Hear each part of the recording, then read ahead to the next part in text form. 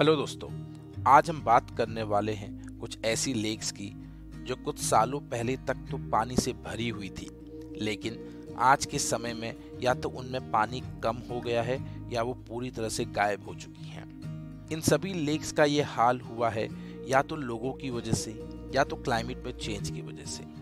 आज हम बात करेंगे बोलीविया, मिडिल ईस्ट, चाइना और वेस्ट अफ्रीका की कुछ ऐसी ही लेक्स की जिनमें सबसे ज्यादा बदलाव आया है पिछले कुछ सालों में। सबसे पहले नंबर पे है लेक पुपू, जो बोलीविया में है। ये एक खारी झील है, मतलब कि इसमें जो पानी है वो नमकीन है। ये लेक एक टाइम में पानी से भरी रहती थी, लेकिन धीरे धीरे इसका सारा पानी सूख गया। अभी जो आप तस्वीर देख रहे हैं वो सिर्फ 2 साल के डिफरेंस में ली गई थी, और सिर्फ इन 2 सालों में ये लेक देखिए कितनी सूख चुकी है। इसका पानी सूखने का मेन कारण है एंडेस ग्लेशियर का पिघलना, जिससे पानी का बहुत नुकसान हुआ, और यहाँ का क्लाइमेट चेंज, जिसकी वजह से यहाँ सूखा पड़ा हुआ है। एक और कारण है यहाँ के पानी का लगातार इस्तेमाल माइनिंग के लिए। दूसरे नंबर पे है डेड सी। ये लेक पूरी अर्थ का सबसे लोवेस्ट पॉइंट है, मतलब कि इसकी ऊंचाई समुद्र लेवल से भी नीचे है।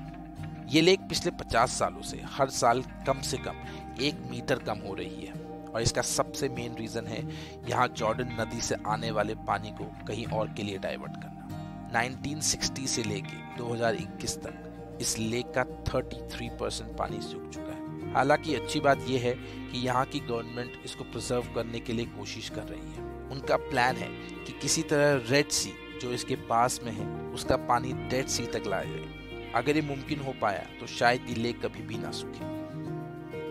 तीसरे नंबर पर है एरल सी। एक समय में दुनिया की चौथी सबसे बड़ी लेक एरल 1960s से हर दिन थोड़ा थोड़ा सूख रही है, और इसका कारण है इसको पानी देने वाली नदियों के पानी को सोवियत इरिगेशन प्रोजेक्ट्स में यूज करना। 2007 तक ये लेक अपने ओरिजिनल साइज का सिर्फ 10% ही रह गई थी। इसके बाद इस लेक के पानी की कमी की वजह से 4 हिस्से हो गए, और वो 4 अलग अलग लेक्स में बदल गई।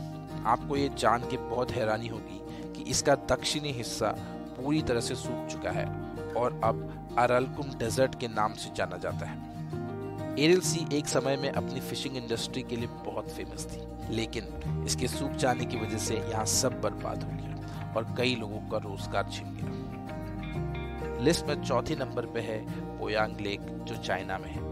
चाइना की सबसे बड़ी फ्रेश वाटर लेक में पानी हर साल कम होता जा रहा है। इस लेक का नॉर्मल एरिया 3500 स्क्वायर किलोमीटर हुआ करता था, लेकिन सूखा पड़ने, यहाँ की रेत निकालने और 3 गॉर्जेस डैम में इसका पानी स्टोर करने की वजह से ये यहाँ का पानी हर दिन सूख रहा है। आप यकीन नहीं मानेंगे, जिस लेक का एरिया 3500 स्क्वायर किलोमीटर था वो 2012 में सिकुड़ के सिर्फ 200 स्क्वायर मीटर ही रह गई है। ऐसा मानना है कि शायद जल्दी ही ये लेक पूरी तरह से सूख जाए। लिस्ट में 5वां और आखिरी नंबर है लेक चैड का। अफ्रीका की सबसे बड़ी फ्रेश वाटर लेक्स में से एक चैड 1963 से 1998 के बीच में 95% तक सूख गई थी, और यूएन का ऐसा मानना है कि इसके सूखने के पीछे का सबसे मेन कारण है कि इसके पानी को हद से ज्यादा यूज किया है पब्लिक और गवर्नमेंट ने, जिसकी वजह से ये कभी वापस पूरी तरह से नहीं भर पाई। हालांकि अच्छी खबर ये है कि 2007 में सैटेलाइट से ली गई फोटोज के अनुसार इस लेक में पानी की मात्रा बढ़ रही है। यहाँ की गवर्नमेंट और यूएन मिलकर पूरी कोशिश कर रही है कि इस लेक को पूरी तरह से सूखने ना दिया जाए। इसके लिए बहुत सारे प्लान्स प्रपोज हुए हैं पास में, जैसे कि पास की नदी से यहाँ पानी भेजने के। हालांकि अभी तक कोई भी प्लान पास नहीं हुआ है। दोस्तों, ये तो सिर्फ कुछ लेक्स के नाम हैं, लेकिन पूरी दुनिया में बहुत सारी ऐसी जगहें हैं जो ग्लोबल वार्मिंग की वजह से पूरी तरह खत्म हो गई हैं, और न जाने कितनी और आने वाले टाइम में खत्म हो जाएंगी। उम्मीद बस इतनी है कि शायद कोई हल निकाल सके इस प्रॉब्लम का। तो चलिए, आज के लिए सिर्फ इतना ही। कुछ और जानकारी के साथ मिलते हैं अगले वीडियो में। तब तक के लिए बाय एंड टेक केयर।